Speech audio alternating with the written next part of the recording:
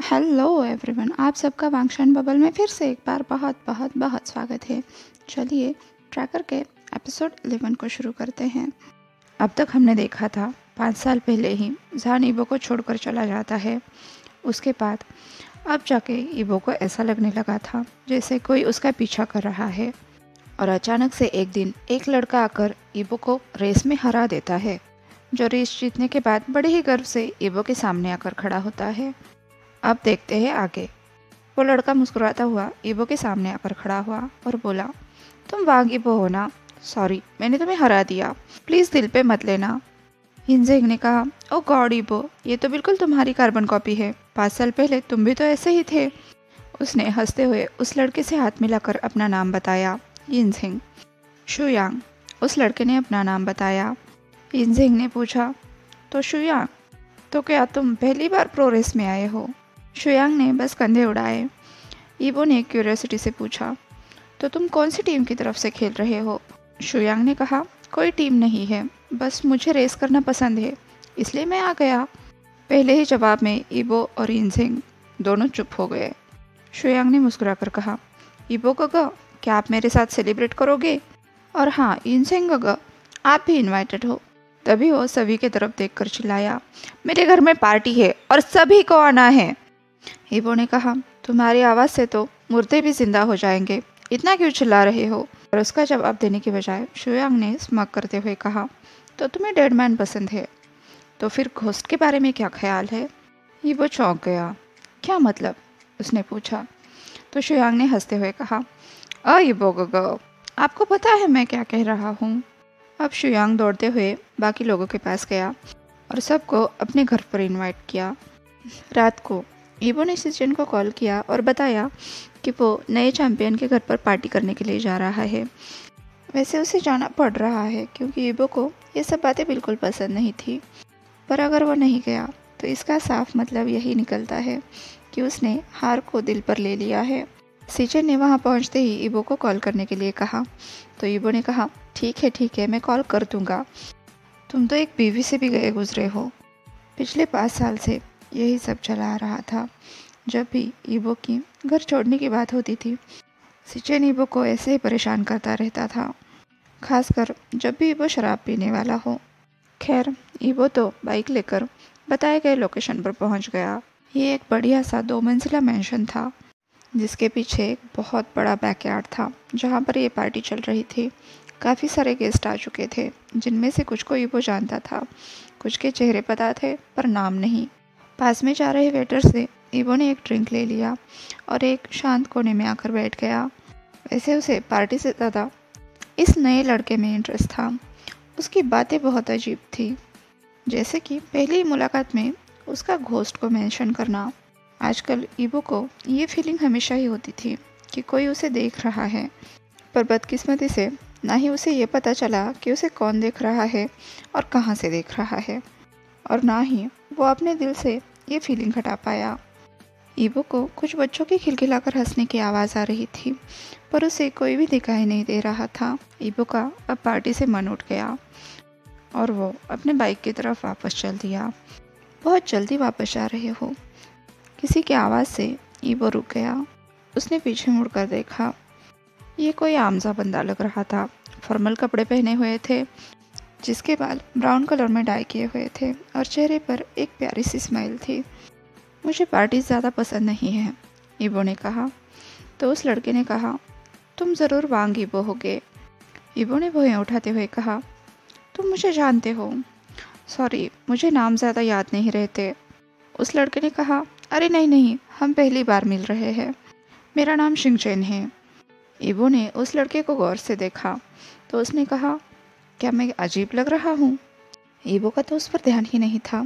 उसने होश में आते हुए कहा, माफ़ करना, तुम क्या कह रहे थे? सिंचन बोला, मैंने कहा कि क्या तुम ड्रिंक करना चाहोगे या फिर हमारे दोस्तों के बारे में बात करना चाहोगे? हमारे दोस्त? ईबो परेशान होने लगा था। उसे ये बातें समझ नहीं आ रही थी। ये बंदा भी बहुत स्ट्रेंज था और कल वाला भी। उसे अपनी कोहनी पर चोटी काटने का एहसास हुआ।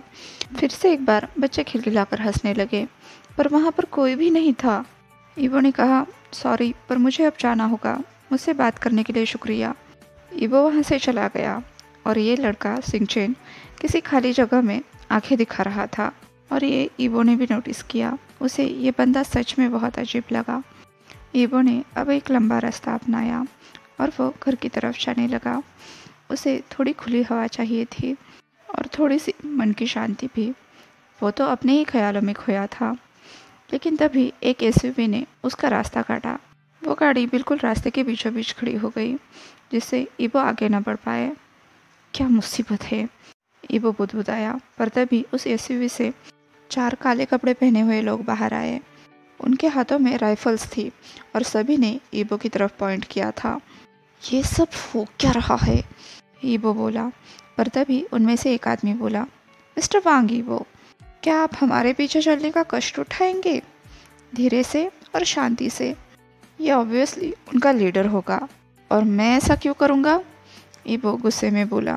ये रात तो बुरे से शुरू होकर घटिया की तरफ मुड़ रही थी और बीतते समय के साथ ईबो का गुस्सा भी बढ़ रहा था। ईबो ने कहा, मेरी जान ही क्यों नहीं ले लेते, क्योंकि अभी मेरा किडनैप होने का बिल्कुल मन नहीं है।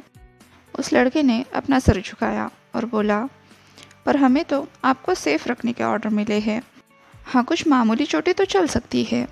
इससे पहले कि वो कोई आवाज़ करे, उसे अचानक से अपने गर्दन में दर्द महसूस हुआ और उसे नींद आने लग गई। बल्कि झपकाने से पहले उसने आखिरी चीज़ देखी। वो मास्क वाला आदमी उसके करीब आ रहा था और उसके गाल से हिलाते हुए बोल रहा था, गुड नाइट स्लीपिंग ब्यूटी। ईबो की जब आँख खुली तो वो एक अंधेरी जगह में था। उसे कुर्सी से बांध कर रखा था और उसके सर पर एक बल्ब था, बिल्कुल एक बी रेटेड स्पाई मूवी की तरह। ओह, मुझे ये सब नहीं करना, ईबो बोला। अगर तुम्हें पैसे चाहिए तो मुझे अपने लॉयर से बात करने दो। तुम्हें जितनी रकम चाहिए तुम्हारे अकाउंट में ट्रांसफ़र हो जाएगी। मुझे तुम्हारा ये गेम नहीं खेलना, बस मुझे घर जाने दो, ईबो चिल्लाया। तभी सामने का जंग लगा हुआ दरवाज़ा खुला, धीरे धीरे और आवाज़ करता हुआ। अब तो ये स्पाई मूवी हॉरर मूवी में बदल रही थी। वो पहले वाला लीडर बंदा ईबो के सामने आकर बैठता हुआ बोला, थैंक यू फॉर ऑफर, पर हमारे बॉस को तुम्हारे पैसों की कोई ज़रूरत नहीं है। उनके पास पहले से ही बहुत सारे पैसे हैं। ईबो ने कहा, फिर क्या चाहिए? मेरी बॉडी, पर यह बेचने के लिए नहीं है। ईबो की बात सुनकर वो आदमी ठहाके लगाकर हंसने लगा। उस आदमी ने कहा, तुम ऐसा कह सकते हो, मुझे तुम्हारी ये वार्म बॉडी चाहिए, पर यकीन करो इससे मैं एक बहुत बड़ी मछली पकड़ने वाला हूँ। तभी कोई अलार्म बजने की आवाज़ हुई और उस आदमी ने हंसते हुए कहा, और मुझे लगता है ये काम कर गया। वो आदमी उस दरवाजे से बाहर चला गया। ये वो सोचने लगा, ये कौन था? क्या ये सीचेन के दुश्मन हैं? उसने ध्यान से बाहर की आवाज़ें सुनने की कोशिश की। ऐसा लग रहा था बाहर बहुत बड़ी भगदड़ मची हुई थी। अगले ही पल फिर से एक बार दरवाज़ा खुला, पर इस बार ऊंचे लंबे कद वाला फुर्तीला नौजवान अंदर आ गया। इसने भी काले कपड़े और काला मास्क पहना हुआ था। उसके हाथ में एक अजीब तरह की तलवार थी जिससे खून टपक रहा था। ओ गॉड, लगता है आपसे बहुत जल्द मिलना होगा, ईबो सोच रहा था। आई एम सॉरी जानगा, इस ज़िंदगी में तो मैं आपसे नहीं मिल पाया। काश मेरे पास और ज़्यादा वक्त होता। चलो कोई नहीं, इस ज़िंदगी में नहीं तो अगली ज़िंदगी में सही मैं आपका इंतज़ार करूँगा। होपफुली तब तो आप मुझसे मिलेंगे। अलविदा सीचेन, सबको बहुत सारा प्यार। ईबो ने आंखें बंद कर ली और अपनी मौत का इंतज़ार करने लगा। जैसा कि उसने सोचा था, तलवार के घूमने की आवाज़ हुई और ईबो के हाथ खुल गए। उसने उस अजनबी को देखने की कोशिश की, पर वो तो पहले ही दरवाजे से बाहर जा चुका था। ईबो तुरंत उसके पीछे भागा और बोला, हे शुक्रिया, तुम जो कोई भी हो, क्या तुम मुझे बता सकते हो ये सब क्या हो रहा है और तुमने मुझे कैसे ढूंढा? उसने उस बंदे से बात करने की कोशिश की, पर उसने तो इस पर ध्यान ही नहीं दिया। तभी उसे पीछे से किसी और की आवाज़ सुनाई दी, ये सब तो तुम्हारा किया कराया है। ईबो ने मुड़कर देखा। वो बंदा तो जैसे डेड बॉडीज़ के पहाड़ से निकल रहा था। ईबो ने गौर से उसे देखा। ये तो शुयांग, ये सब चल क्या रहा है? ईबो चिल्लाया। ईबो को तो रत्ती भर भी उम्मीद नहीं थी कि ये बंदा उसे यहाँ पर मिलेगा, पर शुयांग ने मासूम बच्चों की तरह हंसते हुए कहा, ईबो काका, माफ़ कर दो यार, इतनी गड़बड़ तो चलती है। तभी कोई और बंदा बोला, चलो इन खच्चरों का सफाया भी तो करना है। आपकी ढेर सारी कृपा हो गई, अब इनसे भी मुझे ही निपटना पड़ेगा, उस बंदे ने अपने कपड़े साफ करते हुए कहा। फिर उसने ईबो की तरफ देखकर कहा, चलो हमें निकलना चाहिए। ईबो चिल्लाया, कहाँ? क्या कोई और भी किडनैपिंग हो रही है? ये सब कब रुकेगा?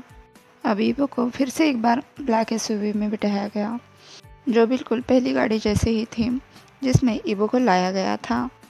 इस बार कम से कम उसे बेहोश तो नहीं किया गया था, पर गाड़ी के बाहर इतना घना अंधेरा था कि ईबो को कुछ भी दिखाई नहीं दे रहा था। शुयांग पहले से ही पैसेंजर सीट पर बैठा बैठा सो चुका था, और ये बंदा जिसके चेहरे की मक्खियाँ भी नहीं उड़ती थी, चुपचाप गाड़ी चला रहा था। लगभग 1 घंटा या उससे भी ज़्यादा देर तक गाड़ी चलती रही। ईबो और उसका उत्साह, एक्साइटमेंट में तो वो टाइम को गिनना ही भूल गया था। हम पहुंच गए, ड्राइव करने वाले बंदे ने कहा। ईबो का तो सर पटकने का मन कर रहा था, क्योंकि वो सभी फिर से शुयांग के मेंशन के सामने खड़े थे। क्या ये सब एक प्रैंक चल रहा है? ईबो इस चूहे बिल्ली के खेल से बहुत ज़्यादा थक गया था। हेलो ईबो, तुम्हारा फिर से एक बार स्वागत है। उसी बंदे ने ईबो का स्वागत किया था जिससे ईबो शुयांग के मेंशन पर पहले मिल चुका था। तुम? ईबो ने चौंक कर कहा। ओह, मेरा नाम सिंगचेन है, और तुम्हें जिसने बचाया इनका नाम सोंगलान है, और शुयांग से तो तुम पहले ही मिल चुके हो। उसने मुस्कुराकर ईबो को अंदर आने का इशारा किया और सबके अंदर आते ही कहा, मुझे पता है तुम्हारे बहुत सारे सवाल होंगे, पर प्लीज़ पहले बैठो। ईबो एक आरामदेह सोफा पर बैठ गया। सिंगचेन उसके सामने था। शुयांग आधी लेटी हुई हालत में था और सोंगलान हाथ बांधकर सिंगचेन के पीछे खड़ा था। आप सब लोग कौन हो? फाइनली ईबो को बोलने का मौका मिला, पर तभी उसने फिर से एक बार खिलखिलाकर हंसने की आवाज़ सुनी। साथ ही उसके बाजू पर फिर से एक बार चोटी काटी गई। सिंगचेन ने ईबो के बगल में आंखें दिखाते हुए कहा, शिनियो, तमीज़ से, हमारे पास मेहमान आए हैं ना? ईबो ने भी अपने बगल में देखा, पर वहाँ पर कोई भी नहीं था। फिर उसने सिंगचेन की तरफ देखा, जिसके चेहरे पर अभी भी एक सॉफ्ट सी स्माइल थी। उसने फिर से एक बार अपने बगल में देखा तो वहाँ पर एक 5 साल का बच्चा खड़ा था, जो अपनी सिल्वर आंखों से ईबो की तरफ देखता हुआ मुस्कुरा रहा था। क्या? कैसे? ईबो ने चौंक कर कहा। खासकर वो उन आँखों को देख रहा था। ऐसी ही आँखें 5 साल पहले उसकी तरफ बड़े प्यार से देखा करती थी।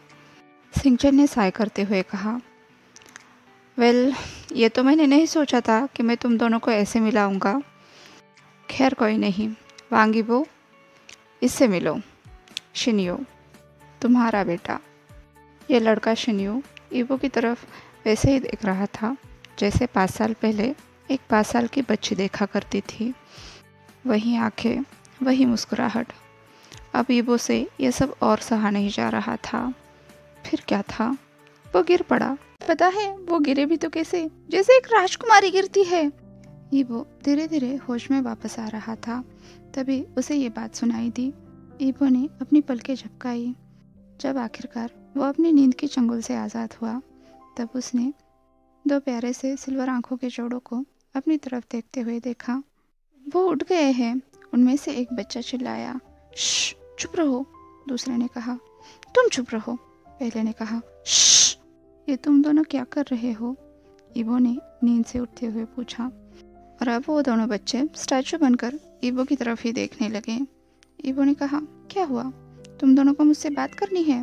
मैं जग गया हूँ। अब वो दोनों बच्चे बेड की एक तरफ से ईबो के करीब आए। उनमें से एक ने कहा, मैं शिनियो हूँ और ये यिंग्यो है। आप सच में हमारे पापा हो? इससे पहले कि ईबो इस सवाल को ठीक से समझ पाए, उस कमरे का दरवाज़ा खुला और शुयांग अंदर चला आया। शुयांग आते ही दोनों बच्चों को डांटते हुए बोला, तुम दोनों यहाँ पर क्या कर रहे हो? चलो इसे परेशान मत करो, अभी बाहर जाकर खेलो, चाहो तो बाद में आ सकते हो। उसने ईबो को आंख मारी और दोनों बच्चों को बाहर भेज दिया। तभी सिंगचेन भी अंदर चला आया। उसने आते ही ईबो के पैरों के पास बैठते हुए पूछा, अब तुम्हें कैसा लग रहा है? हाँ, वैसे मुझे थोड़ी सी प्यास लग रही है और ऐसा लग रहा है कि ट्रक से टक्कर होकर मेरा कचूमर निकल गया है। ईबो मुंह फुलाकर बोला, वैसे वो दोनों बच्चे कौन थे और वो मुझे पापा क्यों बुला रहे थे? मुझे तो याद नहीं मैं किसी के साथ सोया था सिवाय। ईबो का चेहरा उतर गया। सिंगचेन उसके हाथ पर थपथपाते हुए बोला, चलो, कोई तुमसे मिलना चाहता है, शायद उससे मिलने के बाद तुम चीज़ों को ठीक से समझ पाओ।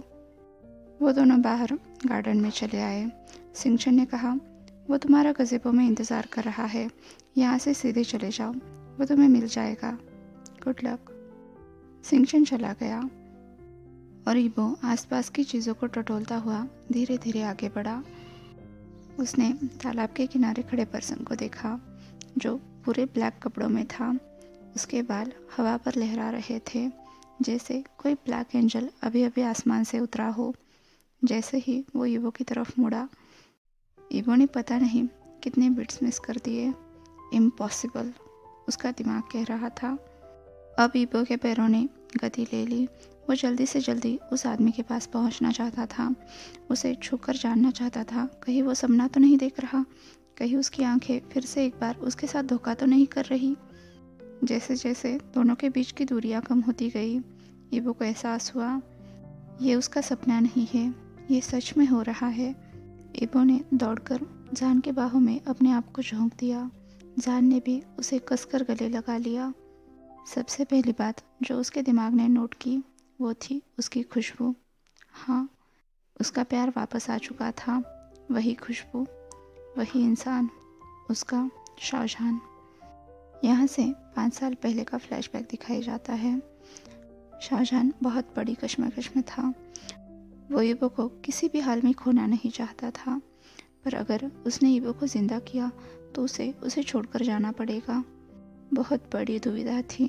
अपने प्यार को बचाने के लिए उसी को छोड़ना था, पर उसने वही किया जो उसके दिल ने कहा। उसे ईबो चाहिए था, चाहे वो दुनिया के किसी भी कोने में क्यों ना हो। उसने ईबो को टेबल पर रखा। ईबो के खून से सने कपड़े उसने अलग किए। ये बस एक ही तरीका था जिससे वो ईबो को जिंदा रख सकता था। उसने गहरी सांस ली। वहीं पर उसका सारा सामान तैयार रखा था। उसमें से उसने एक नाइफ उठाया और सीधा अपने दिल में घोंप दिया। जान की प्रजाति के लोगों के दिल में बहुत ताकत थी। वो किसी की भी जान बचा सकते थे जो ज़रूरी हो, और ईबो ज़रूरी था। नहीं, वो सबसे ज़्यादा ज़रूरी था। जान ने खून से सना चाकू सीधा ईबो के होठों पर पकड़ा। साथ ही वो मंत्र भी बुदबुदाने लगा, जिससे ईबो की जान बची रहे जब जान उसके साथ ना भी हो। अब जान के बाल हवा में उड़ने लगे। इतना ही नहीं, वो सितारों की तरह चमकने लगे। ये एक निशानी थी इस बात की कि उसके ब्लड का ट्रैकर एक्टिवेट हो चुका है, जिससे शाहजहान का पता लगाया जा सकता है। अब उसके पास ज़्यादा वक्त नहीं था। वो कभी भी जान और फे को पकड़ने के लिए आ सकते हैं। अब जान ने ईबो के माथे पर प्यार से किस किया। उसके आंसू अब रुकने का नाम नहीं ले रहे थे। बहुत बुरी तरह से रोता हुआ जान बुदबुदाया, काश मैं तुम्हारे साथ और वक्त बिता पाता। उसके पास ज़्यादा वक्त नहीं था, इसलिए उसने अपने शिज़े को कॉल करके फे का ख्याल रखने के लिए कहा और खुद ईबो के पास रुक गया आखिरी बार। और जब रात को ईबो बुरी तरह से थक चुका था और अपने बेडरूम की तरफ चलकर जा रहा था, जान भी उसके पीछे गया। उसने कुछ नहीं, बस फे का फेवरेट खिलौना उठाया, फिर सोते हुए ईबो के माथे पर किस किया और वो वहाँ से चला गया। शहर छोड़ने से पहले बस वो आखिरी बार सिचुएन से मिला, उसे ईबो की कंडीशन के बारे में बताया। अब वो उसे सब कुछ खुलकर तो नहीं बता सकता, पर हाँ, उसने ईबो के नाम एक गुड बाय लेटर लिखा। वो आमने सामने तो ईबो से अलविदा नहीं कह सकता। जान को पता था उसे एक दिन वापस ईबो के पास आना ही था, और आए भी क्यों ना। उसे अपने अंदर 2 और हार्ट बीट जो महसूस हो रही थी। वो वहाँ से चला गया अपने लिए एक सुरक्षित घरौंदा बनाने, क्योंकि जल्द ही उसे 2 और नई जिंदगी का ख्याल रखना था। उसने अपने पुराने दोस्तों से मदद मांगी जो उसी की तरह स्पेशल थे। उनकी कहानियाँ भी कुछ एक जैसी थी, इसलिए वो सभी एक परिवार का ही हिस्सा बन गए थे। एक दूसरे की मदद किया करते थे, जब भी उन्हें ज़रूरत हो, और मदद होने के बाद बिना कुछ कहे गायब हो जाते थे। फ्लैशबैक ख़त्म हो जाता है। ईबो के दिमाग में बहुत सारे सवाल चल रहे थे। शाहजहान, वो कहाँ चला गया था? वो आखिरकार मुझे छोड़कर चला ही क्यों गया? पर अब इन सब सवालों के कोई मायने नहीं थे। उसे तो बस अपने जानका के बाहों में रोना था। जान ने उसके माथे पर किस करते हुए कहा, मैंने तुम्हें बहुत याद किया पपी। वो धीरे धीरे उसके माथे से आंखों तक आया। जान ने होठों से ईबो के आंसू पोंछे, फिर अपने होठ ईबो के होठों पर टिकाए। जान ने बड़े प्यार से उसे किस किया, काफ़ी देर तक, जैसे वो अपने बरसों की तड़प, उसकी यादें ईबो को उस किस के ज़रिए बयां करना चाहता हो। काफ़ी देर बाद ईबो किस ब्रेक करते हुए बोला, जानका, इसका क्या मतलब है कि मेरा बेटा है और एक बेटी भी, ट्विंस, बहुत खूबसूरत है, बिल्कुल तुम्हारी तरह। कहते हुए जान ने ईबो को और करीब खींच लिया। इस बार उसे बहुत रफली किस किया। जान गहरी सांस लेता हुआ बोला, चलो अंदर, मैं तुम्हें सबसे मिलवाता हूँ। अब जान ईबो को अंदर ले गया, जहाँ पर पहले से ही 6 लोग उनका इंतज़ार कर रहे थे। जान ने कहा, तुम सिंगचेन से तो मिल ही चुके होगे, ये शुयांग है और सोनलांग। फे, क्या तुम्हें ये याद है? एक 10 साल की बहुत ही खूबसूरत लड़की बिना पल के झपकाए ईबो की तरफ देख रही थी। उसके चेहरे पर एक बहुत प्यारी स्माइल थी। हाँ, उसे ईबो के साथ बिताया वक्त अब भी याद था। फिर जान ने दोनों बच्चों की तरफ इशारा किया, ये शिन्यू है, ये तुम्हारा बेटा है, और ये यिंग्यू, तुम्हारी बेटी। जान ने दोनों को भी अपने करीब बुलाया। उसके चेहरे पर पिता होने का गर्व साफ झलक रहा था। हेलो, ईबो मुश्किल से बोल पाया। उसे अभी भी ये हजम नहीं हो रहा था कि उसके बच्चे हैं, एक नहीं 2। पर दोनों बच्चे ईबो से मिलने के लिए बहुत ज़्यादा एक्साइटेड थे। वो तुरंत ईबो के ऊपर कूद गए, उसके गोद में बैठे और ज़बरदस्ती अपने प्यारे पापा से जादू की झप्पी ले ली। दोनों ने दोनों तरफ से ईबो के गाल पर किस करते हुए कहा, फाइनली हम सब मिल गए पापा। ईबो के चेहरे के आंसुओं के दाग तो बच्चों के किस्से से ही साफ हो गए। बच्चों से बेबी पाउडर की स्मेल आ रही थी। उनकी सॉफ्ट स्किन से ईबो को 5 साल पहले वाली फे की याद आ गई। ईबो ने फे की तरफ देखा। फे भी आगे बढ़ी और तुरंत उसके गले लग गई। अपने बच्चों को अपने बाहों में पाकर ईबो फूट फूट कर रोने लगा। उसका दिल भर आया था, पर कुछ सवालों के जवाब जानना अब भी ज़रूरी था। शायद शाहजहान अपने आप ही ये बात समझ गया। उसने सिंगचन को इशारा किया। सिंगचन ने मुस्कुराकर कहा, चलो बच्चों, तुम्हारे फादर्स के लिए ब्रेकफास्ट तैयार करते हैं। ये ब्रेकफास्ट! दोनों चिल्लाए और सिंगचन के साथ भागे। जाते वक्त भी दोनों लड़ रहे थे कि ब्रेकफास्ट में बनाना क्या है, जैसे वो ईबो को बिल्कुल भूल चुके थे। फे भी वहाँ से चली गई। अब जान और ईबो बिल्कुल अकेले रह गए थे। ईबो ने अपना सर जान के कंधे पर रखा और साय करता हुआ बोला, आपको पता है जानका, मैं कब से इसका सपना देख रहा था। जान ने उसे गले लगाते हुए कहा, जानता हूँ, हर रोज़ तुम इसके बारे में सपने देखा करते थे। ईबो ने कहा, मुझे सब कुछ जानना है। अब जान उसे अपनी स्टोरी बताने लगा। जान को पहले से पता था वो बाकी बच्चों से अलग है, जैसे कि उसके लंबे बाल। वो जितनी बार चाहे उन्हें काट ले, वो अगले ही दिन अपने मूल रूप में वापस आते थे।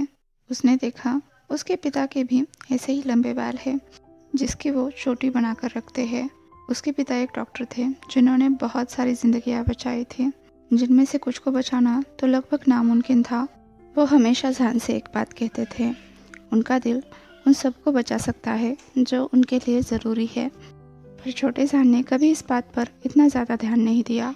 पर जब एक दिन एक बहुत स्पेशल केस उसके पिता के पास आया। वो एक मिलिट्री के जनरल थे जिन्हें सर पर गोली लगी थी।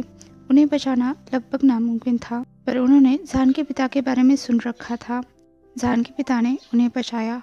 आश्चर्य से वो जनरल कोई आम जनरल नहीं था।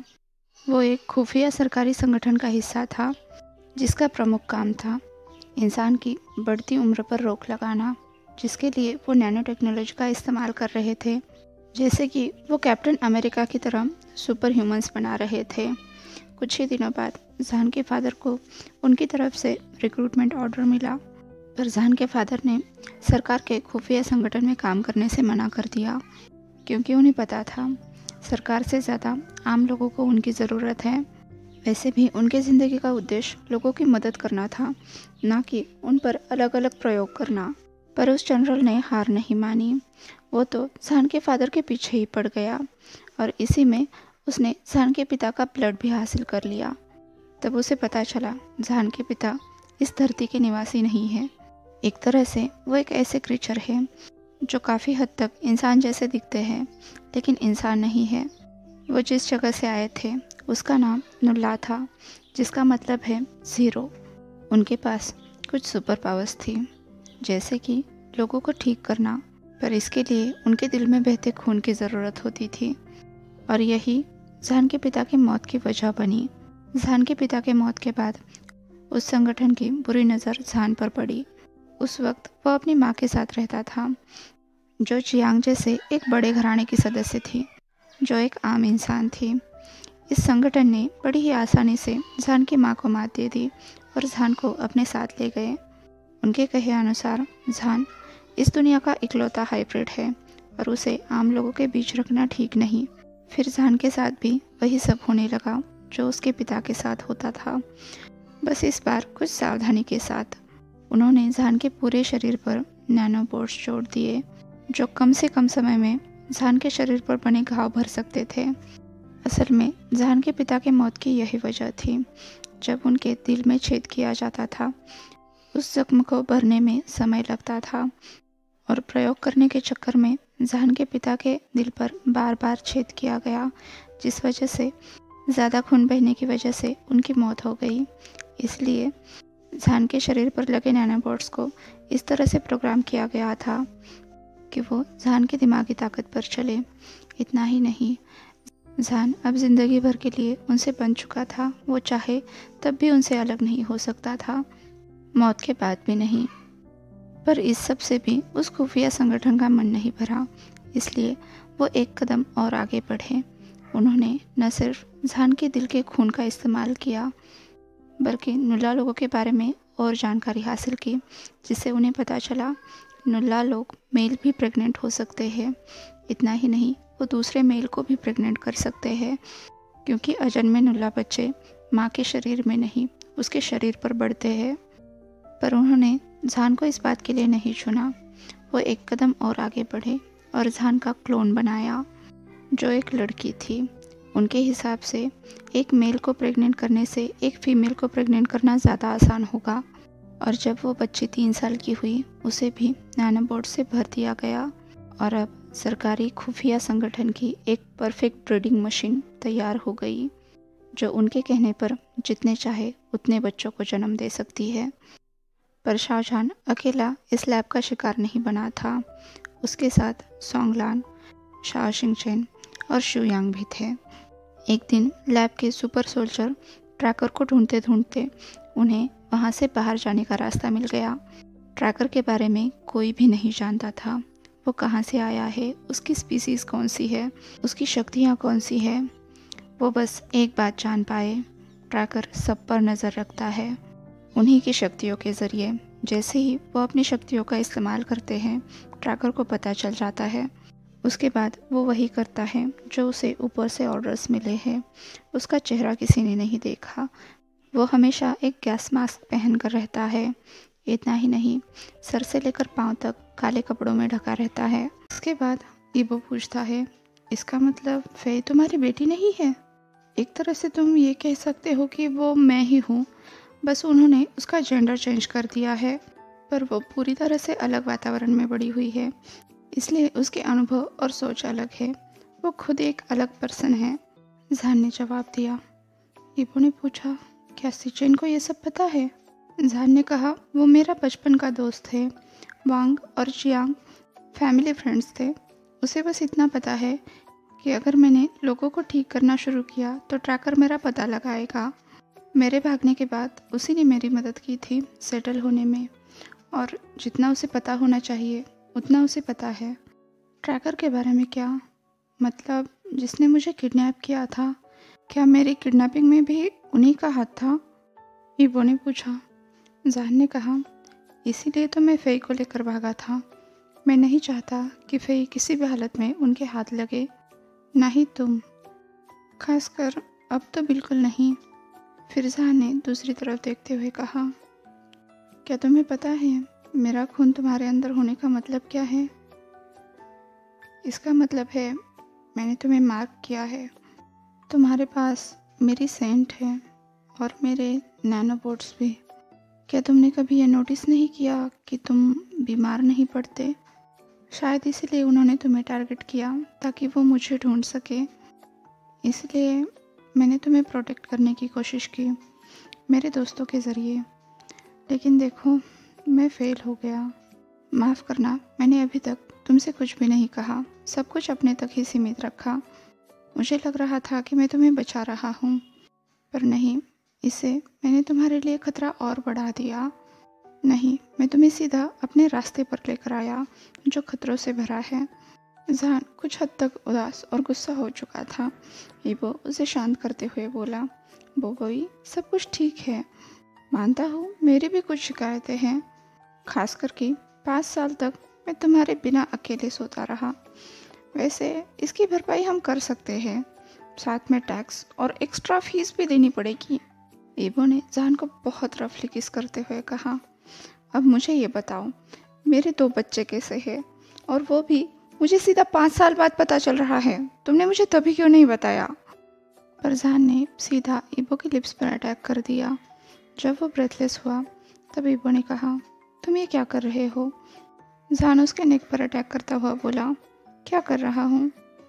ईबो ने कहा, तुम मुझे डिस्ट्रैक्ट कर रहे हो। जहान ने कहा, ठीक है, तुम जितने चाहे उतने सवाल पूछ सकते हो, लेकिन पहले वो करते हैं जिसके लिए तुम पिछले 5 साल से तरस रहे हो। अब जहान ने ईबो को उठाया और सीधा अपने बेडरूम में जाकर पटक दिया।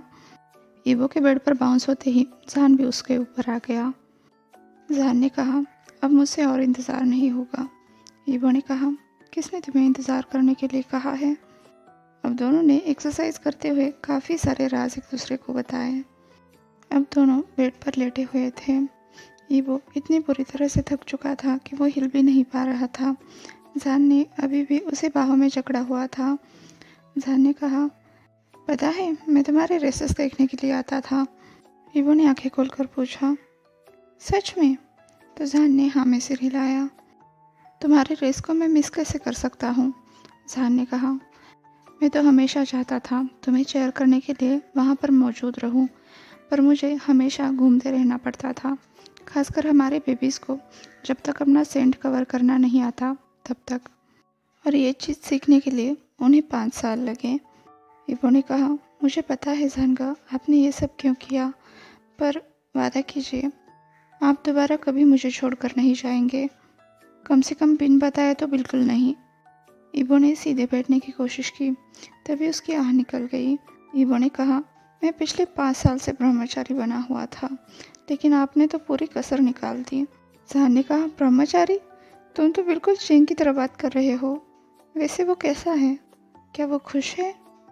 ईबो ने कहा, हाँ, वो मेरे भाई के साथ शिफ्ट हो गया है, और हाँ, वो पहले जैसा मॉन्क नहीं रहा। मैंने तो उसे 1-2 बार मुस्कुराते हुए भी देखा है। जहान ने कहा, क्या कहा? जी आंगचेंग, और मुस्कुरा रहा था? मजाक कर रहे हो क्या? ये दोनों वर्ड्स कभी एक सेंटेंस में आ ही नहीं सकते। जहान की बात सुनकर ईबो जोर से हंसने लगा। दोनों के बीच की सभी दूरियां मिट चुकी थी, जैसे वो कभी अलग ही नहीं हुए थे। सीन शिफ्ट होता है। शुयांग ने जहान के बेडरूम का दरवाज़ा खोलते हुए पूछा, तुम दोनों की बातें ख़त्म हो गई? जहान और ईबो दोनों भी खिले हुए गुलाब की तरह फ्रेश दिख रहे थे। ईबो ने कहा, चुप करो शुयांग। ईबो डाइनिंग टेबल पर बैठ गया। जहान को भी उसने अपने करीब खींच लिया।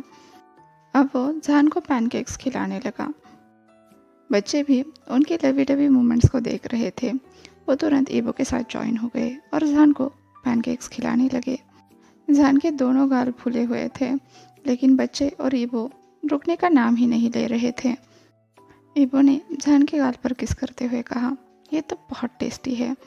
तो शुयांग जोर से चिल्लाया, चुप करो, तुम दोनों अभी अभी रूम से बाहर निकले हो, फिर भी रुकने का नाम नहीं ले रहे हो। शुयांग बच्चों की आंखों पर हाथ रखते हुए चिल्ला रहा था और सिंगचेन ये देखकर खुश था कि जान ईबो को पाकर कितना खुश दिख रहा है। ईबो ने शुयांग की तरफ देखकर सर झुकाकर उसे शुक्रिया कहा तो शुयांग ने कहा, शुक्रिया किस बात का, मैंने तो बस अपना काम किया है। वैसे भी मैं कभी कभार ही उसकी मदद कर पाता हूँ, ऐसा नहीं है कि वो हर वक्त सुसाइड मिशन पे रहता है। वैसे शुयांग को ये बात सुनकर अच्छा तो लगा था। उसके गाल और कान लाल हो चुके थे। पहले कभी किसी ने उसे शुक्रिया तो नहीं कहा था, पर ईबो का पूरा ध्यान तो किसी और ही चीज़ पर था। Suicide mission? उसने पूछा। तब जाके शुयांग को याद आया उसने क्या रायता फैला दिया है। वो मुस्कुराते हुए बोला, मेरा मतलब है मैंने कुछ भी। जान ने कहा, कोई बात नहीं शुयांग, आज नहीं तो कल मैं उसे बता ही दूंगा। वैसे अभी ये बात करने का मौका नहीं है, अभी तो मुझे अपने बेबीज़ के साथ खेलना है। जान ने बच्चों को अपने गोद में लिया और उनके साथ खेलने लगा। रात को ईबो जान की बाहों में लेटा हुआ था। वो फिजिकली और मेंटली बहुत ज़्यादा थक चुका था, पर एक बात अभी भी उसके दिमाग से जाने का नाम नहीं ले रही थी। वो ये बात हजम ही नहीं कर पा रहा था कि उसके 2 बच्चे हैं, वो भी हाफ ह्यूमन। ईबो बोला। जान ने कहा, क्वार्टर। ईबो ने पूछा तो जान ने कहा, वो दोनों क्वार्टर एलियन हैं। तुम अभी यही सोच रहे थे ना? ईबो कराता हुआ उठकर बैठ गया और बोला, तुमने अभी अभी मेरा माइंड रीड किया। जान ने उसके पीठ को सहलाते हुए कहा, मुझे इसकी ज़रूरत नहीं है, तुम्हें पता है ना। ईबो फिर से जान की बाहों में लेटते हुए बोला, मुझे सच सच बताओ, तुम हीलिंग के अलावा और क्या क्या कर सकते हो? जान ने कहा, मेरे पास कोई कॉमिक बुक वाली शक्तियाँ नहीं है। मानता हूँ कि मेरी शक्तियाँ ज़रूरतमंद लोगों के काम आती है, जैसे कि हीलिंग, लेकिन अभी के लिए मैं बस इतना ही कर सकता हूँ। बोरिंग है ना? ईबो ने कहा, अपने आप को कम मत आंको। क्या कभी तुमने अपनी दूसरी शक्तियों को ढूंढने के बारे में नहीं सोचा? मेरा मतलब है, कभी तुम्हें ख्याल तो आया होगा कि तुम में और कौन कौन सी पावर्स है? जान ने कहा, एक्चुअली कभी मैंने इसके बारे में नहीं सोचा और फादर ने भी मुझे नहीं बताया। हमारा पूरा वक्त तो खुद को छुपाने में ही बीत गया। और मेरे हीलिंग पावर के बारे में भी मुझे उन लोगों से पता चला जिन्होंने मुझे पकड़ रखा था, ना कि मेरे पिता से। ये बढ़िया है, ईबो ने कहा। फिर वो कुछ सोचते हुए बोला, फिर फे के बारे में क्या, और हमारे बच्चों के? हमारे बच्चों के? वेल, कुछ समय लगेगा ये बात हजम करने में। जान ने कहा, तुम सही कह रहे हो, मैंने कभी सोचा ही नहीं कि मेरे पास और कौन कौन सी शक्तियाँ हैं, पर मैं जल्द ही इसका पता लगा लूँगा। ईबो ने पूछा, कैसे? क्या तुम्हारे पास कोई गाइड बुक है, जैसे कि एक सेक्सी एलियन हीलर कैसे बने? ज़रा सोचो, अगर ऐसी कोई बुक होती तो लोग इसके पीछे पागल हो चुके होते। जान ने कहा, कम से कम अच्छा टाइटल तो सोचो, ये तो कोई बी रेटेड मूवी लग रही है। ईबो ने कहा, अगर मैं कोई मूवी बनाता तो उसमें शुरुआत से लेकर अंत तक बस तुम ही तुम दिखाई देते, अलग अलग पोजीशन में। पर पॉइंट ये नहीं है, पॉइंट ये है कि इतनी बोरिंग साइंटिफिक बुक पढ़ना कौन चाहेगा? ऐसे किसी बुक को पढ़ने से पहले मैं खुद को शूट कर लूँगा। जान ने कहा, तुम सच में नौटंकी हो, इसीलिए तुम्हारे साथ कोई नहीं टिकता सिवाय मेरे।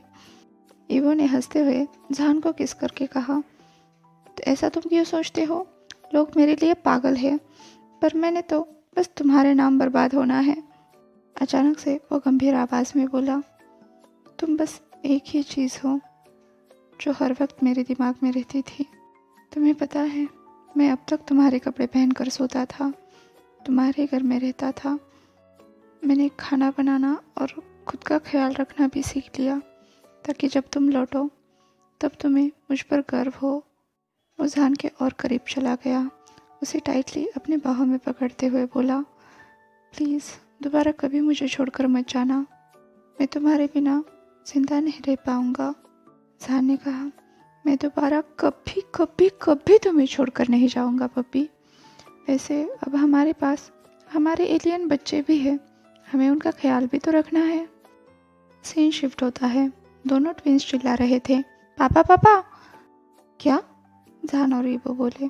तो बच्चों ने कहा, तुम दोनों पापा हो, इसलिए हमने पापा पापा पुकारा। एलियन बेबीज के जीनियस दिमाग का तो जवाब ही नहीं। दोनों एक दूसरे की तरफ देखकर मन ही मन बोले। ईबो ने कहा, तुम दोनों ने तो मुझे सरप्राइज ही कर दिया। तभी फेई बोली, तुम दोनों उन्हें पापा बो और पापा जान क्यों नहीं बुलाते?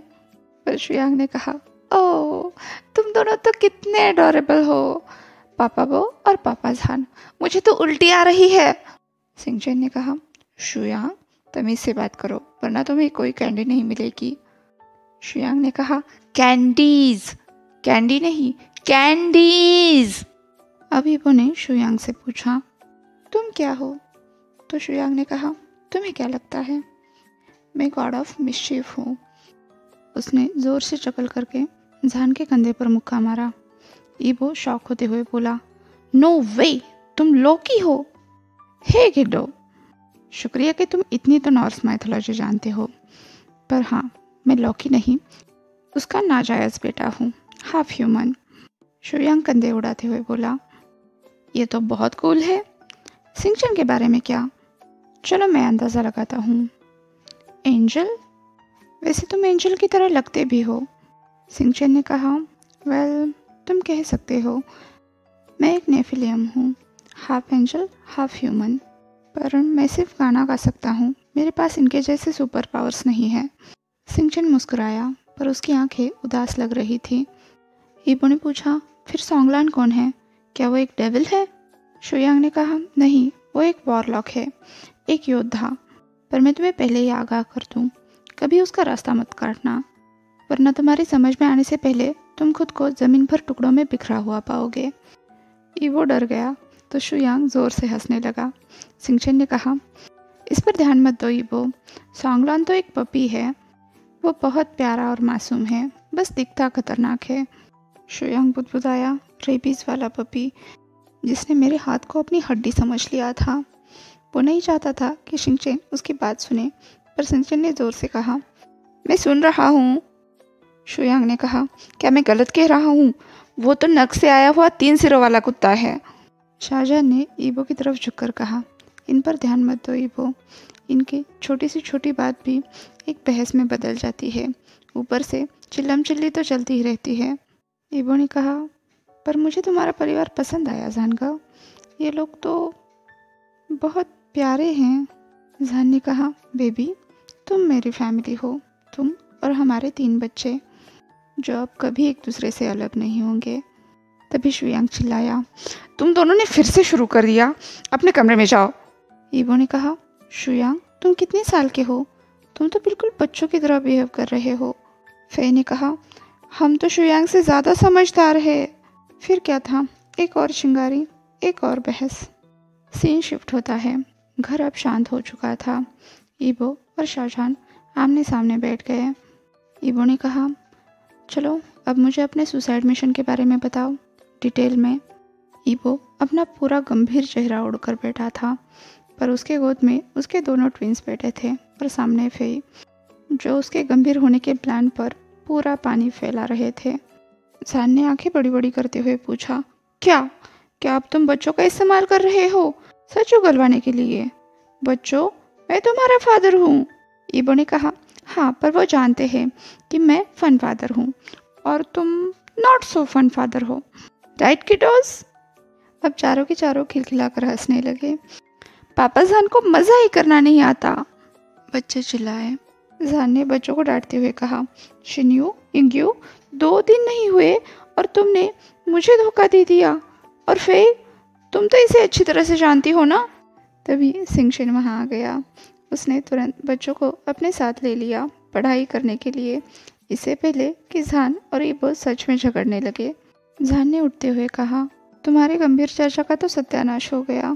ईबो, 2 दिन भी नहीं हुए और बच्चे तुमसे इतने ज़्यादा अटैच हो चुके हैं। सच में बच्चों के साथ तुम कोई जादू करते हो। ईबो ने कहा, बात को मत बदलो, मुझे सच सच बताओ, क्या शुयांग सच कह रहा था कि तुम हर वक्त सुसाइड मिशन पे रहते हो? ईबो ने जान का हाथ पकड़ लिया। इस बार वो सच में सीरियस हो चुका था। जान अब ज़मीन पर बैठ गया, अपना सर सोफा पर बैठे ईबो के गोद में रखा। उसने कहा, ये सब पास्ट था और हम ऐसा कुछ फ्यूचर में नहीं करने वाले, इसलिए इस बात को भूल जाओ। पर ईबो का इस बात से मन नहीं भरा। उसने कहा, जानकर आपने कहा था ना हमारे बीच कोई सीक्रेट नहीं होगा। जान ने कहा, ईबो बीत गई सो बात गई, गले मुर्दे उखाड़ने का क्या फ़ायदा। ईबो ने कहा, जानकर आपने वादा किया था हम कोई सीक्रेट नहीं रखेंगे। मैं आपके बारे में सब कुछ जानना चाहता हूँ। आप जो कुछ भी करते हैं उसके पीछे की वजह मुझे पता होनी चाहिए। क्या आपको अभी भी मुझ पर भरोसा नहीं है?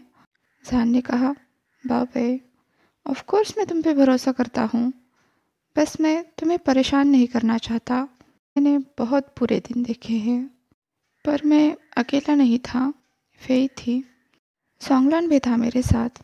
तुम्हें पता है ना वो वॉरलॉक है, वो मार्शल आर्ट को बहुत अच्छी तरह से जानता है। तुम्हें भी अपने डिफेंस के लिए उसे सीखना चाहिए। अगर कभी जान बोलते बोलते रुक गया। ईबो ने कहा, ठीक है गा, अगर आप जिद कर रहे हैं तो मैं ये भी करूँगा। मैं एक डार्क एंजल से ट्रेनिंग भी लूँगा। जान का रिलैक्स चेहरा देखकर अचानक से ईबो को बेचैनी महसूस होने लगी। उसने कहा, बेडरूम में चले। इससे पहले कि जान कुछ बोले दरवाज़ा खुल गया और गॉड ऑफ मिस्चीफ की एंट्री हुई, जिसने आते ही कहा, ओ माय माय, तुम अभी भी कपड़ों में हो? मुझे तो लगा। ईबो के एक्सप्रेशन बदलते देखकर उसने अपनी बात घुमा दी। एनीवेज, तुम्हारा फ़ोन कब से बजा जा रहा है? क्या तुम उठाने का कष्ट करोगे? ईबो चिल्लाया, शुयांग, तुम दरवाज़ा नॉक करके नहीं आ सकते। और तुम्हें क्या भूत सवार है मुझे बिना कपड़ों के देखने का? शुयांग ने कहा, जो करना है करो, वैसे भी तुम्हें इस हालत में देखने के मुझे पैसे नहीं मिलते। वो ईबो का फ़ोन उसके पास फेंक कर दरवाज़ा पटक कर चला गया। जान ने कहा, तुम दोनों में इतनी अच्छी बन रही है, ये देखकर अच्छा लगा। ईबो ने कहा, चिढ़ाना बंद करो। अरे कॉल पर तो सिचेन था, क्या मैं उसे बता दूँ क्या हुआ है? मतलब जनरल, कुछ ज़्यादा सीक्रेट नहीं। वो मेरे लिए बहुत परेशान होगा। अगर मैं गलती से भी उसके हाथ लग गया तो वो मुझे घर में बंद करके रखेगा और चाबी अभी बाहर फेंक देगा। फिर तो हमारी लव स्टोरी का दी एंड ही समझ लो। जान ने कहा, ठीक है बाबाई, उसे पता है कि मैं लोगों को ठीक कर सकता हूँ, पर प्लीज़ उसे ज़्यादा कुछ मत बताना, खासकर इन 3 लंगूरों के बारे में। हाँ, अगर तुम हमारे बच्चों के बारे में बताना चाहते हो तो बता सकते हो। ईबो ने कहा, good idea, yes for kids, no for angels. Ebo, जान ने सर हिलाकर ईबो की तरफ देखा और ईबो अपनी बत्ती से दिखाने लगा। ईबो ने सिचन से बात की, लेकिन सिचन बहुत ज़्यादा गुस्सा था। ऐसा लग रहा था वो अभी आकर ईबो को वहाँ से ले जाएगा। उसके और ईबो के बीच में बहुत गर्मागर्मी हुई और अंत में ईबो ने गुस्से में फ़ोन रख दिया। फिर वो जान की तरफ मुड़कर बोला, अब क्या, बच्चों को लेकर यहाँ से भाग चलते हैं, क्योंकि अब सिचन मुझे नहीं छोड़ने वाला। जान ने साय करते हुए कहा, ईबो बस हानका के यहाँ से बहुत सारा खाना मंगा लो, सिचन अपने आप शांत हो जाएगा। और हाँ, कुछ लजीज मंगा लो, मैं पैनकेक्स खाकर मरना नहीं चाहता। जान वहाँ से मुंह बनाते हुए बच्चों को लेने के लिए चला गया। सीन शिफ्ट होता है। जान और ईबो हानका के हाथ का बनाया हुआ लजीज खाना लेकर सिचन के घर पहुँच चुके थे और सिचन ने उन्हें देखते ही हंगामा करना शुरू कर दिया था। शाहजहान, 5 साल के बाद तुम वापस आते हो, अपने साथ 2 बच्चे लेकर आते हो जो बिल्कुल इस बंदर की तरह लगते हैं जब वो 5 साल का था, और फिर भी तुम चाहते हो मैं तुम्हें माफ़ कर दूँ, वो भी मेरे भाई का दिल तोड़ने के लिए। तुम्हें पता भी है ये बिल्कुल एक मॉन्क बन गया था। मैं ऐसा नहीं कह रहा कि ये बदलाव गलत था, लेकिन फिर भी। ईबो चुपके से जान के कान में खुसफुसाया, मैंने कहा था ना भाग चलते हैं। पर जान ने तुरंत कोहनी मारकर उसे चुप करा दिया। जान ने सिचन की तरफ देखते हुए कहा, सिचन, मैंने तुम्हें बहुत मिस किया। मैं हर उस चीज़ के लिए माफ़ी मांगता हूँ जिसकी वजह से तुम्हें परेशानी हुई है। ज़रा अपने इन भतीजों को तो देखो, क्या इनके लिए भी तुम्हारा दिल नहीं पिघल रहा? सिचन ने कहा, वेल हाँ, देखो ये एंजल्स की तरह लग तो रहे हैं और मुझे यकीन है कि ये सच में ईबो के बच्चे हैं, पर इसका मतलब ये नहीं कि मैं तुमसे गुस्सा नहीं हूँ। अफजान ने धीरे धीरे फूड कंटेनर खोलते हुए कहा, देखो ना, मैं तुम्हारे लिए 3 तरह से पका हुआ डक भी लेकर आया हूँ और ट्रिपल कुक राइस भी। खाने की खुशबू लिविंग रूम में फैल गई, जिसने बिल्कुल परमाणु बम का काम किया। सिचेन इसके सामने बचने वाला था? बिल्कुल भी नहीं। उसने कहा, तुम्हारे आगे कोई नहीं जीत सकता शाहजहान, और मैं इसकी रिस्पेक्ट करता हूँ। ईवो के दर्द को तो मैं नहीं भूलने वाला, इसकी सज़ा भी मैं तुम्हें दूंगा, लेकिन पहले वो करते हैं जो करना चाहिए। चलो खाना खाते हैं। साथ में मैं अपने भतीजों के बारे में भी जानना चाहता हूँ। सिचेन अब प्यार से ईवो के गोद में बैठे दोनों बच्चों को देख रहा था। उसने कहा, वैसे जिंगी भी तुम्हारा इंतज़ार कर रहा है। अब जान ने आखिरी दाव खेला। उसने कहा, सिचेन तुम क्या कम हो? तुम्हारे भाई के बदले तुमने मेरे भाई को ले लिया है। सिचेन पूरा शर्म से पानी पानी हो गया। उसने कहा, अच्छा खेला तुमने, ठीक है, इस बार तुम्हें जाने देता हूँ। फिर वो ईवो की तरफ मुड़कर बोला, तुम्हें पता है, तुम्हें मुझे ये सब पहले बताना चाहिए था। ईवो ने आंखें रोल करते हुए कहा, बस भी करो अब, कितना कंट्रोल करोगे मुझे? पहले मुझे अपनी फ्रस्ट्रेशन तो निकालने देते। सिचेन ने कहा, सीधी बात क्यों नहीं करते? पिछले 2 दिन से बेडरूम से बाहर ही नहीं आए हो। वैसे तुम्हें देखकर इस बात का अंदाज़ा लगाया जा सकता है, पर अगली बार से किसी एडवेंचर पर जाने से पहले मुझे बता कर जाना, ठीक है? ठीक है, ईवो ने कहा। सिचेन ने कहा, अपने बच्चों के सामने बच्चों की तरह बिहेव कर रहे हो। क्या तुम्हारे बच्चे तुमसे यही सीखेंगे? ईवो साय करता हुआ उठ गया और अपने तीनों बच्चों को लेकर जिंगी को ढूंढने के लिए निकला। उसके जाने के बाद सिचेन फाइनली जान के साथ बैठ गया। उसने कहा, तुम कैसे हो? जब तुमने कहा कि तुम ईवो के बच्चों को वापस लेकर आ रहे हो, मुझे लगा कि तुम मजाक कर रहे हो। मुझे तो तब भी यकीन नहीं हुआ था जब तुमने अचानक से आकर कहा था कि फेई तुम्हारी बेटी है। पर देखो, इतने सालों तक मैं अंधेरे में रहा। कैसा भाई और दोस्त हूँ मैं। तुम लोगों के मेरे सामने होते हुए भी मैं कुछ भी नहीं समझ पाया। सिचेन ने जान के हाथ पर हाथ रखा, उसे सहलाते हुए बोला, अगर दोबारा कभी ऐसा वक्त आए तो प्लीज़ भागना मत। मैं दोबारा ईवो को एक जिंदा लाश की तरह नहीं देखना चाहता। हल्की सी स्माइल के साथ जान मुस्कुराया। उसने कहा, एक्चुअली मुझे तुम्हारी छोटी सी मदद चाहिए भी। मैं अपने पिता के बारे में जानना चाहता हूँ। क्या तुम किसी खुफिया तरीके से उनके बारे में पता लगा सकते हो? मैं वादा करता हूँ, मैं जल्द ही तुम्हें सब कुछ सच बताऊँगा। सिचेन ने कहा, देखता हूँ क्या कर सकते हैं। वैसे चलो अभी खाना खाते हैं। तुम्हें मैंने माफ़ कर दिया है ये जानकर आचेंग तो मेरी जान ही ले लेगा, लेकिन इस खाने को भी तो नहीं ज़ाया कर सकते ना? जान ने पूछा, वैसे तुम दोनों ठीक हो ना? सिचेन ने कहा, हाँ, हम बहुत अच्छे हैं, एक दूसरे को अच्छी तरह से समझते हैं। मैं उससे बहुत प्यार करता हूँ। वो सच में बहुत गुस्सा था जब तुम ऐसे ही सब कुछ छोड़कर चले गए थे। उसे तो अब भी ये समझ नहीं आ रहा है कि तुम अगर ईवो से इतना प्यार करते थे तो उसे छोड़कर क्यों चले गए। चलो अब मैं तो समझ गया हूँ, लेकिन उसे समझाना मेरा काम नहीं है। तुम्हें खुद उससे बात करनी होगी, और हाँ, अपनी बहन से भी। जितना जल्दी करोगे उतना ही अच्छा रहेगा। जान ने कहा, हाँ, अगला काम वही तो करना है। सीन शिफ्ट होता है। जान जिंगे के कमरे में आ रहा था। उसने ईवो और बच्चों को बड़ी अजीब हालत में देखा। ईवो पेट के बल फर्श पर लेटा हुआ था और तीनों बच्चे उसके पेट पर बैठे हुए थे। उन्हें इस हालत में देखकर जान का दिल तो भर आया। उसने कहा, क्या ये वही पार्ट चल रहा है जहाँ प्रिंस चार्मिंग तुम्हें बचाने के लिए आता है? फर्श पर लेटे लेटे ईवो बुदबुदाया, मुझे नहीं लगता मुझे बचाने की ज़रूरत है, पर हाँ, मुझे मेरा प्रिंस चार्मिंग तो मिल चुका है। ट्विंस ने हंसते हुए ईवो के पेट पर कूदना शुरू किया। ईवो ने कहा, कम ऑन चिंकी, फेई, इन दोनों को मेरे ऊपर से हटाओ, हमें खाना भी तो खाने जाना है। सीन शिफ्ट होता है। काफ़ी रात हो चुकी थी, इसलिए जान और ईवो ने सिचेन को अलविदा कहा। फिर वो जान के पुराने घर पर गए ईवो का कुछ सामान लेने के लिए। वहाँ से वो अपने घर वापस आ गए, पर जैसे ही उन्होंने प्रॉपर्टी में कदम रखा, जान ने कुछ तो अजीब महसूस किया। रुको, उसने सबसे कहा। क्या बात है? ईवो ने पूछा, पर जान ने उसे कोई जवाब नहीं दिया। उसने पीछे फेई की तरफ देखा। उसे भी कुछ अजीब महसूस हो रहा था। जान ने फेई से कहा, फेई, तुम्हें ड्रिल पता है ना? फे ने कहा, हाँ पापा।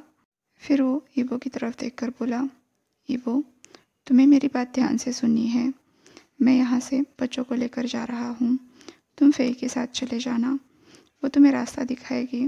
मुझे कुछ ज़रूरी काम है, बाद में तुम्हें मैं सब कुछ समझाऊंगा। उसने तुरंत ईबो को किस किया।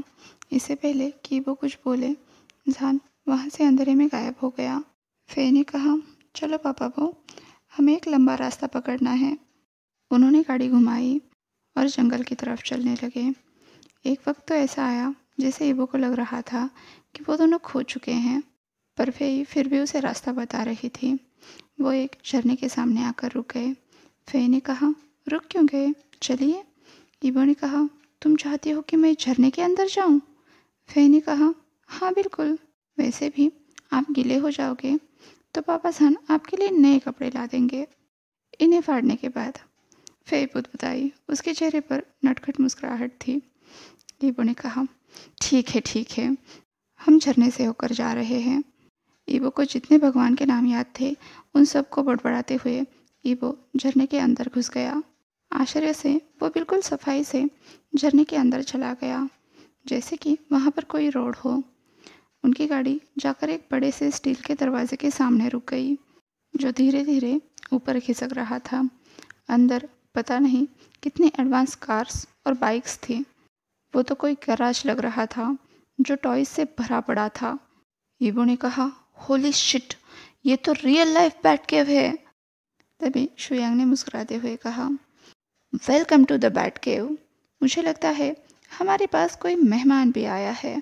फिर उसने उस दरवाजे को टच किया तो वो पूरा दरवाज़ा एक डिस्प्ले में बदल गया, जहाँ बाहर की घट रही घटनाएं दिख रही थी।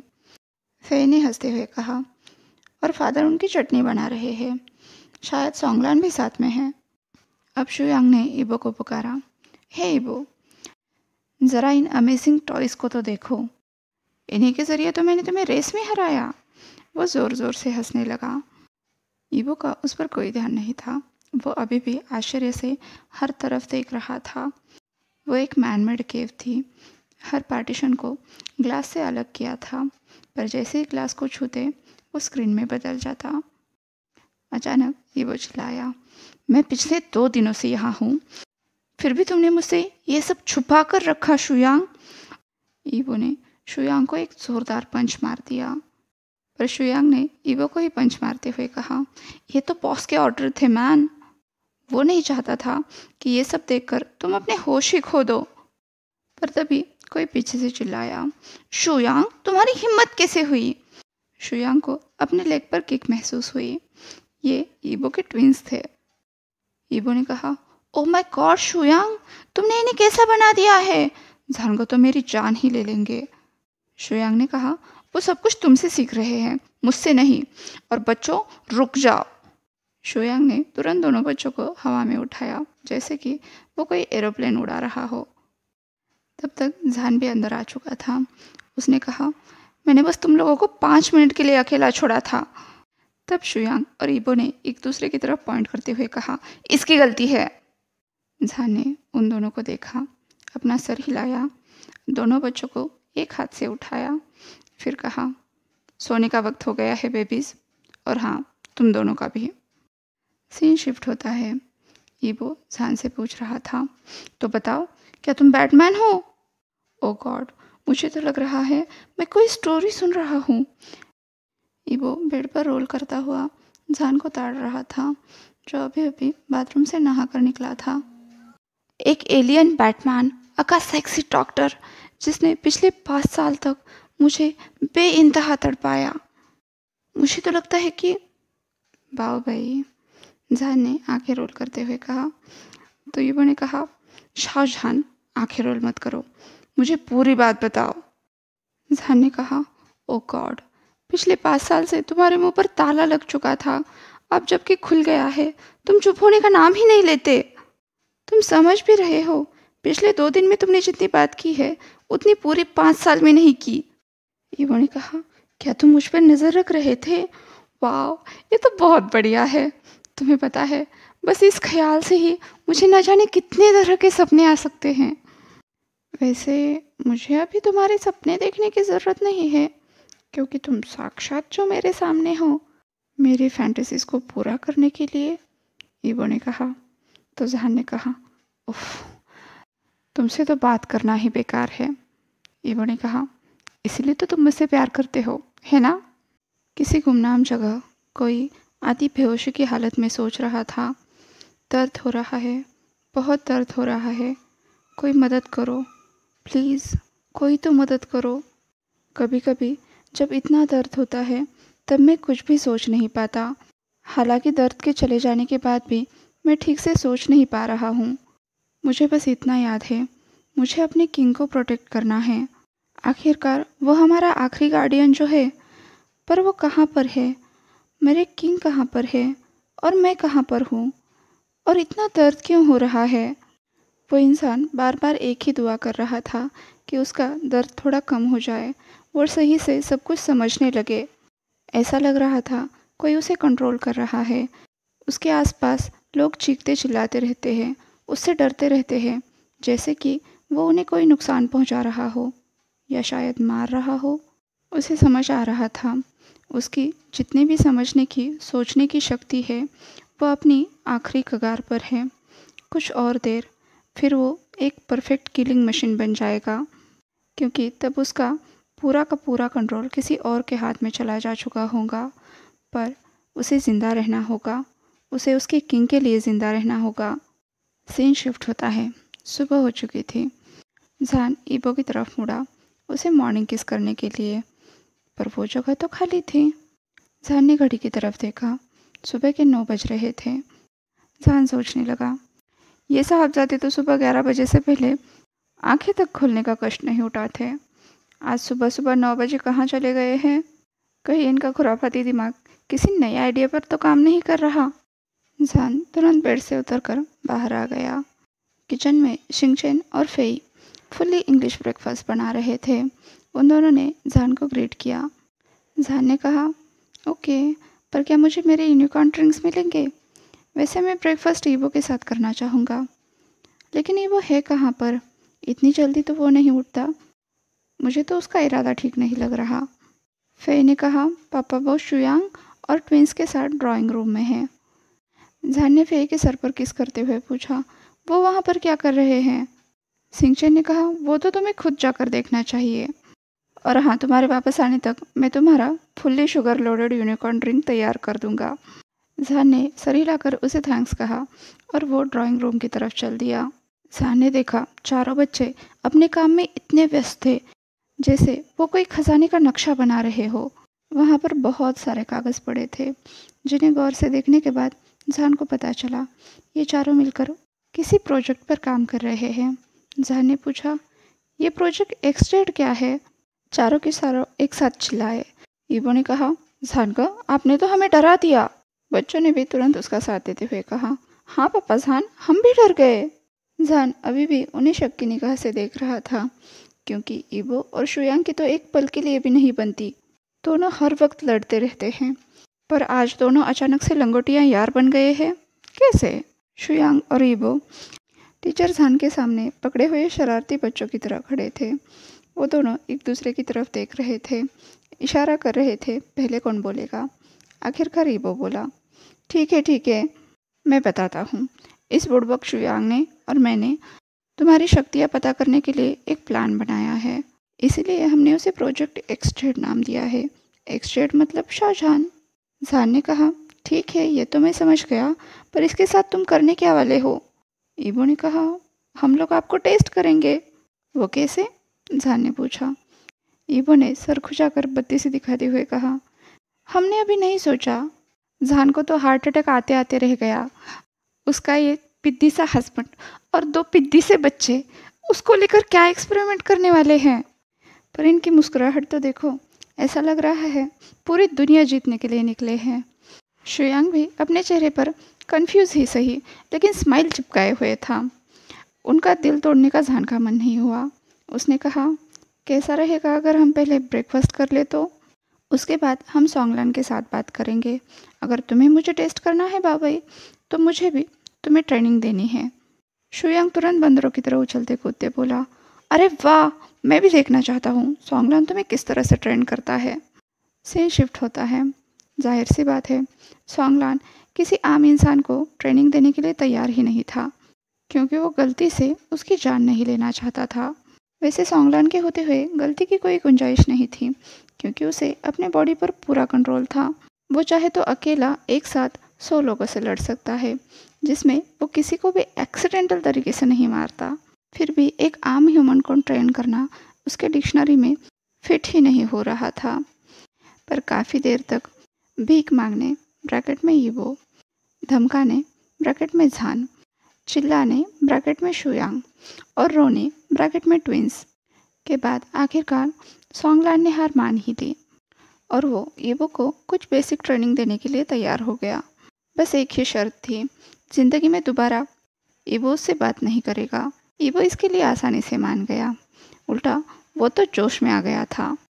अब उन्होंने कुछ घंटे के लिए प्रैक्टिस की और सरप्राइजिंगली ईबो सब कुछ बहुत अच्छी तरीके से सीख रहा था। हाँ, ये अलग बात है, उसे लग रहा था कि उसके अभी के अभी 2 टुकड़े हो जाएंगे और वो यहीं पर ढेर हो जाएगा।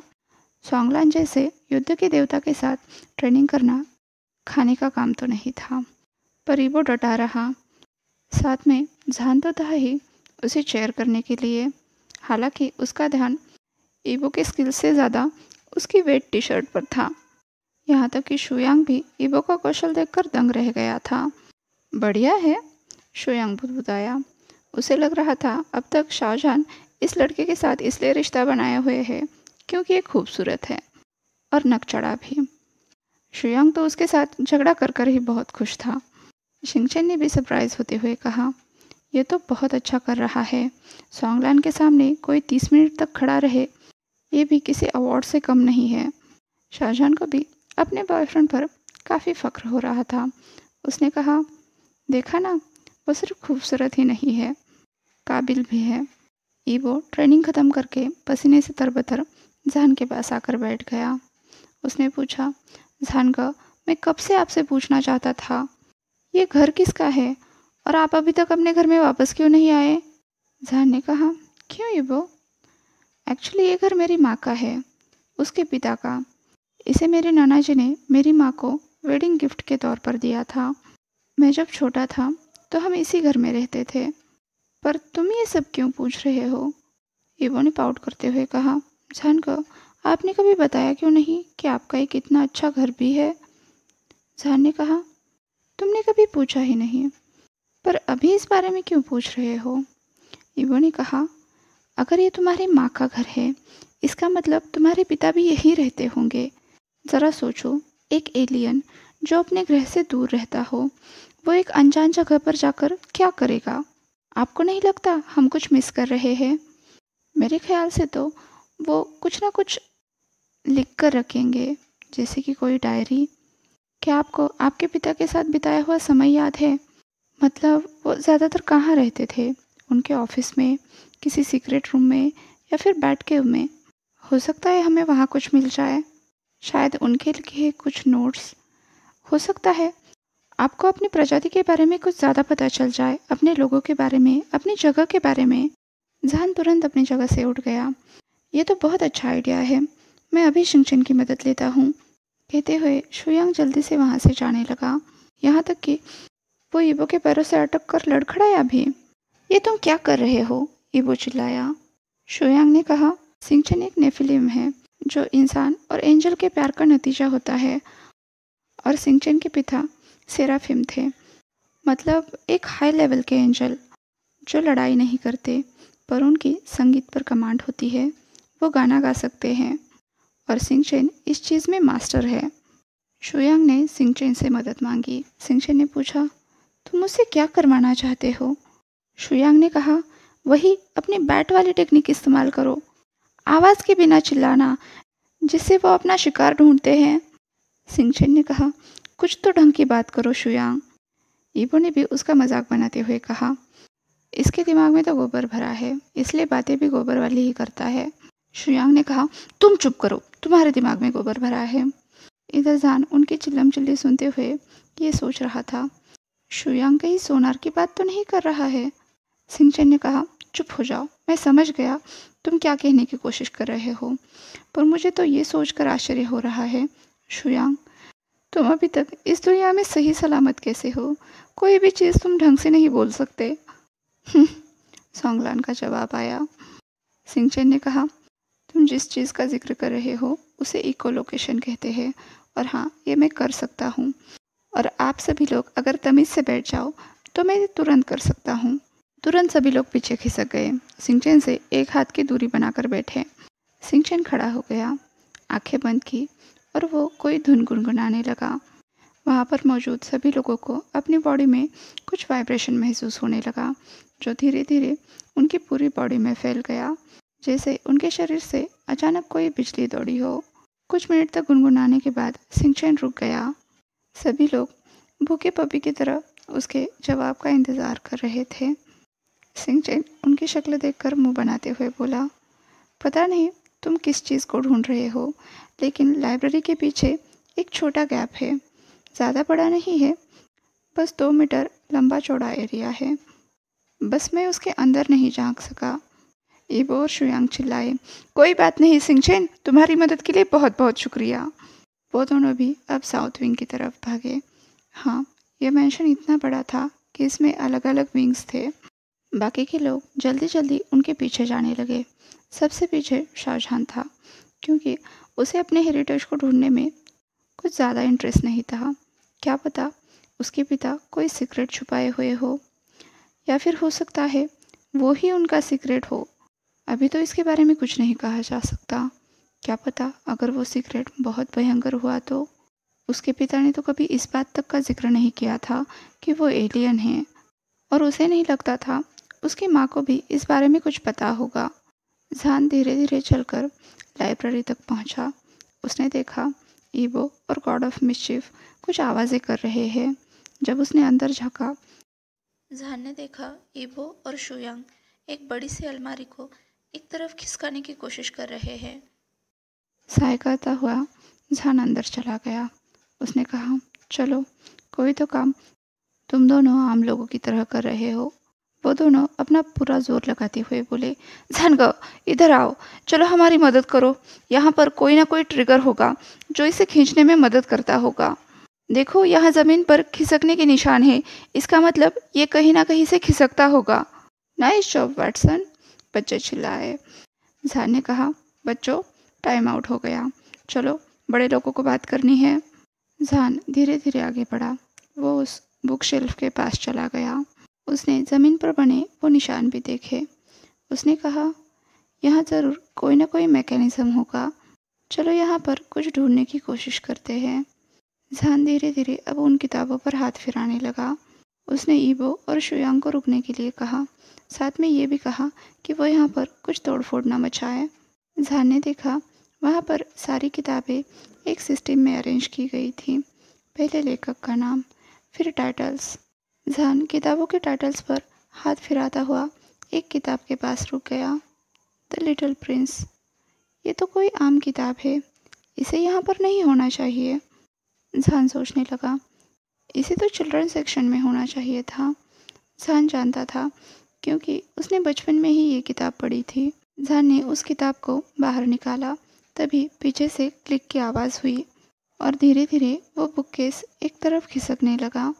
ईबो और शुयांग फिर से एक बार झगड़ने लगे। देखा शर्लॉक कौन है?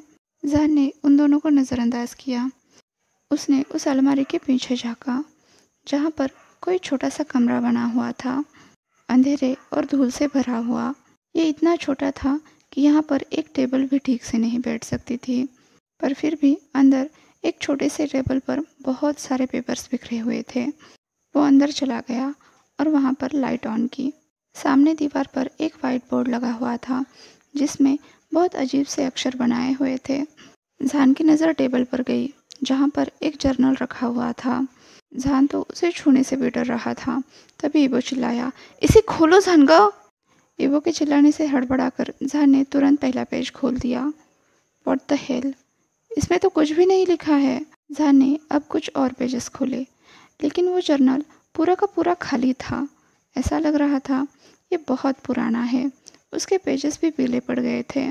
ऐसा लग रहा था कोई सच में इसे इस्तेमाल कर रहा था, पर शायद वक्त के साथ इसकी स्याही उड़ गई थी। ईबो ने कहा, इसे कैंडल के ऊपर रखो जानगा। जान ने कहा, बहुत अच्छा आइडिया है, जाओ कुछ कैंडल्स लेकर आओ। शुयांग और ईबो तुरंत बाहर की तरफ दौड़े और कुछ कैंडल्स और गैस लाइटर लेकर आए। कैंडल जलाकर जान ने उस किताब को कैंडल के ऊपर रखा, पर कुछ भी नहीं हुआ। उसने एक दो और पेजेस को कैंडल के ऊपर रखकर देखा, लेकिन कुछ भी नहीं हुआ। शुयांग ने कहा, ये काम क्यों नहीं कर रहा है? क्या हमें कुछ और चीज़ों को ट्राई करना चाहिए? तभी उन्होंने गेट खोलने की आवाज़ सुनी। जान ने उस किताब को साइड में रखा और लाइब्रेरी की दीवार पर एक स्विच ऑन कर दिया, जिससे पूरी की पूरी दीवार एक स्क्रीन में बदल गई, जहाँ पर अलग अलग जगह के सीसीटीवी के फुटेज दिखाए जा रहे थे। आज के लिए बस इतना ही। जान के घर कौन मेहमान आया है, इसके बारे में हम कल जानेंगे। तब तक के लिए अपना ख्याल रखिए। वीडियो पसंद आया हो तो लाइक, शेयर और कमेंट कर दीजिए। अगर अभी तक चैनल को सब्सक्राइब नहीं किया है तो सब्सक्राइब भी कर दीजिए। और वांगशान बबल में खुश रहिए। Thank you.